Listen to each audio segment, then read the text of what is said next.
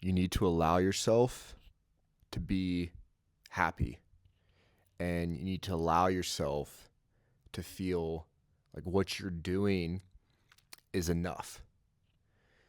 So, like today, I was going on a walk after I finished work just to clear my head. And I kind of had this realization that when I was in New York, I didn't necessarily allow myself to enjoy New York because I was thinking, okay, so I left New York, I left my job. Now I'm in Montana. But a lot of the same struggles I felt while I was in the city, I'm still experiencing now. And even though the locations, the proximity to family, the work I'm doing are vastly different, I'm still experiencing the same struggles or repeating thought patterns, etc. And so I really looked at that and was like, why is that? Right? If everything else is different, why am I experiencing similar thought patterns, good or bad? And in this case, bad. But, and then I thought, it's like, okay, well, when I was in New York, what did I do after work? I went and worked, right? What do I do now? Pretty similar.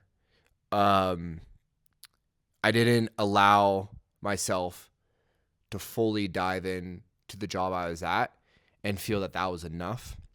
I felt that I needed to do more and more on the outside. And same thing here.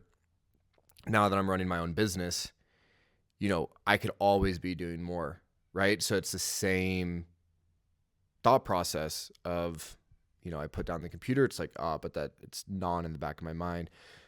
Well, you should do more. And so essentially boiled down is in New York City and here in Bozeman in my current life, I'm just not allowing myself to be happy or to enjoy things, right? Because I'm forcing myself, or I'm putting pressure on myself to do more and more and more, always think to the next goal, always look around the corner, that I'm missing the damn view right in front of me. And what's funny is, during that time in New York, I knew that it wasn't for me, right? I didn't feel aligned. I didn't enjoy my work.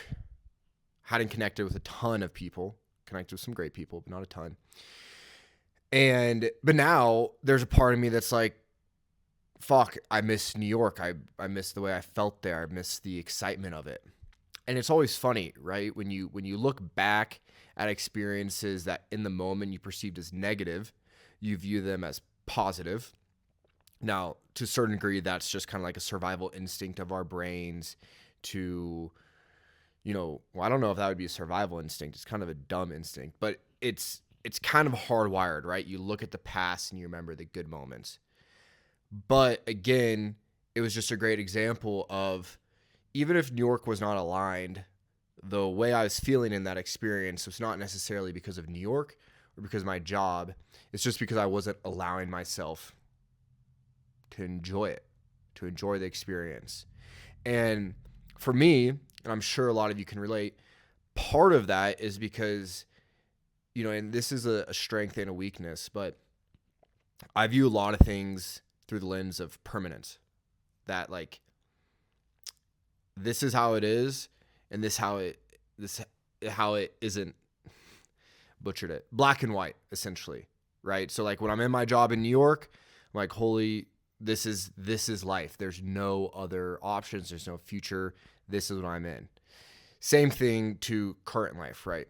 And what I'm trying to really wrap my head around, which I conceptually understand, but really trying to internalize, is that nothing is permanent, right? Life isn't permanent. So a job or a phase of life is never permanent. It's all transitionary.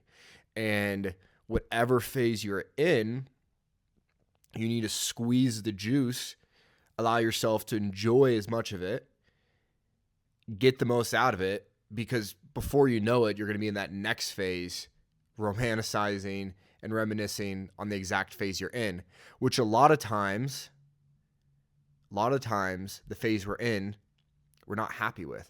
right? We're thinking about what we wish we had.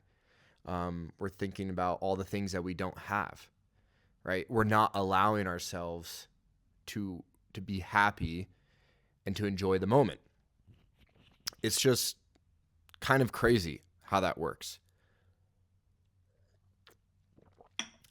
And so I was on the phone today, catching up with a guy that went to University of Oregon as well, Scoducks, and we kind of just talked about if you can view the world through the lens of abundance, then you're never going to go into that scarcity mindset, which is when you get fearful, which is when you get anxiety ridden, which might be when you lose your temper, right? But abundance in opportunities, abundance in the sun shining every day. But if you can view life through abundance, if you view each opportunity, each phase you're in through the lens of abundance, then you're going to enjoy it a lot more because you're going to feel like you don't need to break your back every day in order to reach abundance because you're living in abundance right now, right? All of us are working so hard towards some idea or towards some definition of happiness, right? That's what everybody's working towards. Jeff Bezos is working his ass off to try to reach his definition of happiness. Now, if you ask me, that definition probably is not going to get to where he wants to go. But if you boil it down, all of us want to be happy, right? But why do we need to wait to enjoy that, right? Why do we need to wait for X amount of dollars in the bank account or X job title or X relationship status to be happy, right? Why do we not allow ourselves to do it? And I think you see the people who do allow themselves, who do truly enjoy each day or each phase of life they're in, they tend to get more out of that, right? They bring a better energy, they attract more people, therefore new opportunities arise, and they're just living on this roller coaster. Now, hence roller coaster, even if you allow yourself to be happy or have abundance, there's always going to be ups and downs. It's one of the few things you can always count on in life. But overall, we all know that person who just seems to enjoy the moment no matter what. And it typically goes a little bit better for them in the long run. So, you should ask yourself, where in your life, if there's a certain aspect, or maybe it's your entire life, are you not allowing yourself to be happy? Where are you not allowing yourself to view the world through the lens of abundance? For me, definitely through my relationship with work and just my relationships in general. So what is it for you? And I think if we can all get closer to answering that question, then taking actionable steps to integrate that answer into our lives, we're going to feel a lot more at peace, and a lot more cool stuff is going to happen to us because we're operating out of abundance. So, pretty big realization for me today. Definitely still a ton of work I need to do to actually implement this realization and other realizations I've had into my actual life, but I wanted to share with everybody. So ask yourself, where are you not allowing yourself to be happy? And be happy.